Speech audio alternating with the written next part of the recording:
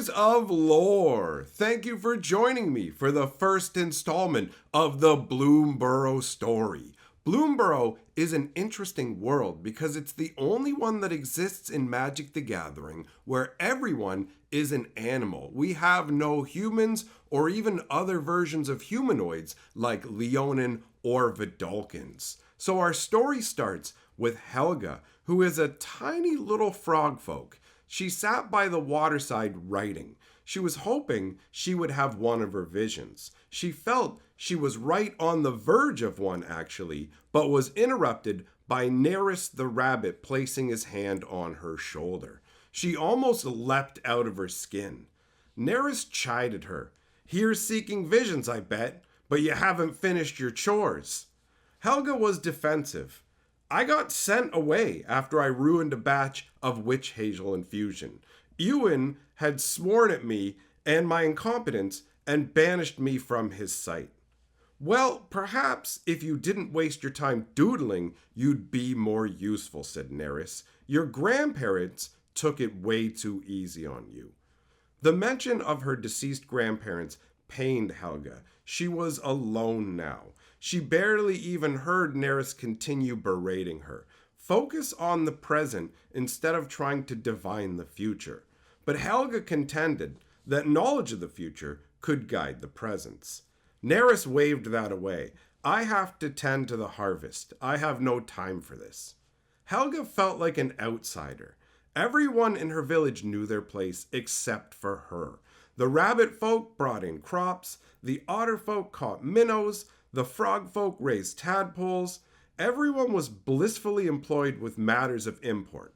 Everything Helga did to try and be productive failed utterly. Burnt muffins, poorly planted peas, unquilted quilts laying in fragments. She could never focus. She even failed at learning magic, and that was despite the fact that she had the help of the king of Fountainport. Art was the only thing she could do well, but it was of no use to her village. Her journal held not only her imaginings, but also her hastily drawn visions. The most recent was unsettling to her. A wild hawk with a forked tongue, a strange four-winged beast with nasty talons. She had seen illustrations of the dreadful calamity beasts in the king's library. What she had drawn looked uncomfortably like the sunhawk. It made her shiver just looking at it. The calamity beast caused disasters, withered crops, dangerous hail, and the like. She wanted to rush to Ivar, the village's soothsayer. He too was a frog folk, but he didn't respect her visions since she was untrained in the mystic arts.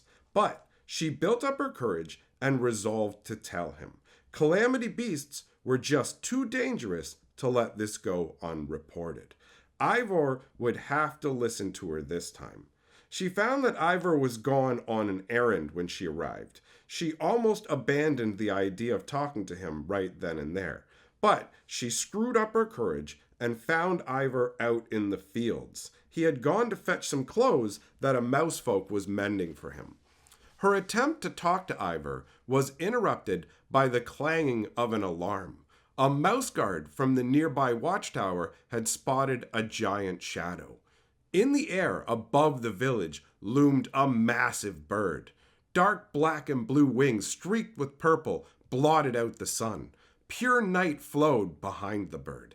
This was Maha, the night owl. Panic surged through the village. Some screamed. Others froze stock still, hoping not to be noticed. Some ran for safety, and others dropped low to hide in the grass. Helga bolted in terror as the night owl flew low, smashing through a mousefolk's home.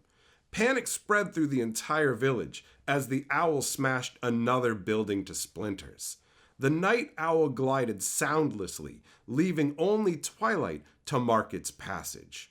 Helga was suddenly falling, as her fear had driven her to run off an embankment. She fell into Pond Creek stunned. By the time she rolled over, the entire sky had been swallowed by darkness twinkling with foreign stars. Helga had two choices. She could seek safety or warn the nearest village of the night owl's rampage. she mustered her courage in a way that was not normal for her and headed towards the other village. The story then moves over to Mabel the Mousefolk, who is a resident of another village. Birthday preparations were underway for her. Her children were busy making a banner of celebration. The rabbit folk Oliver, who was the mayor, had stopped by to try and cajole Mabel into making a show of her family heirloom as part of the celebrations, but they were interrupted by the appearance of a winded weasel folk named Jennifer. There's a stranger that's arrived, and she looks unwell. The two hurried off together. Mabel put down the bowl of cookie batter she had been making and grabbed the rapier she had on the wall. She left her husband Clem to mind the children and caught up with Oliver and Jennifer. They passed by the tidy gardens and windmill of the village as curious villagers questioned them. It didn't take long to find the stranger. She lay on the ground between two houses, her eyes closed and her face wan. Mabel told the onlookers to make room and crouched beside the stranger. Lifting her eyelids, the stranger stirred, but could only manage a few words. "Help! Calamity beast!" And then she fell unconscious. They sent for the healer and got a litter to carry her. The stranger was taken to Mabel's house. Her birthday would have to wait.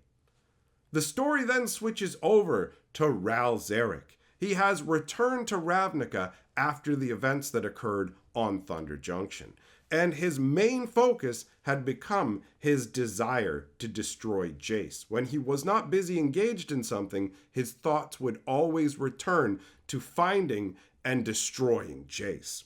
Ral had thought he was dead after the Phyrexian invasion. Finding him on Thunder Junction was quite a shock.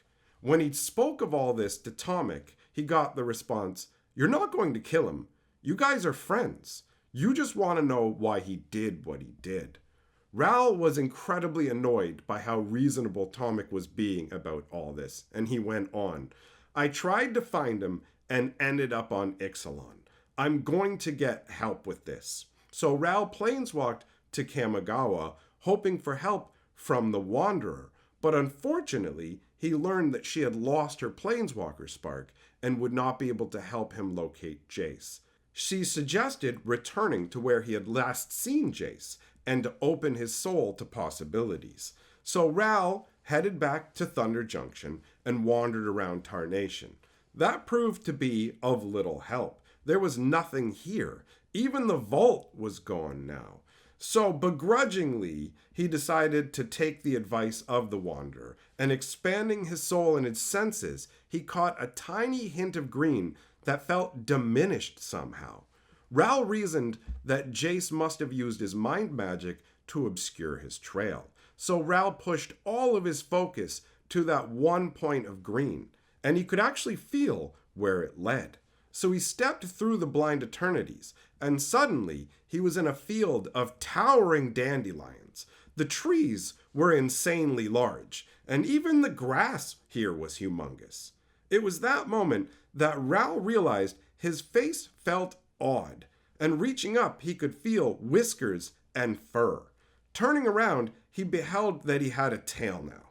If anyone was watching at the time, they would have seen an angry otter venting his rage at the sky and cursing Jace Beleren.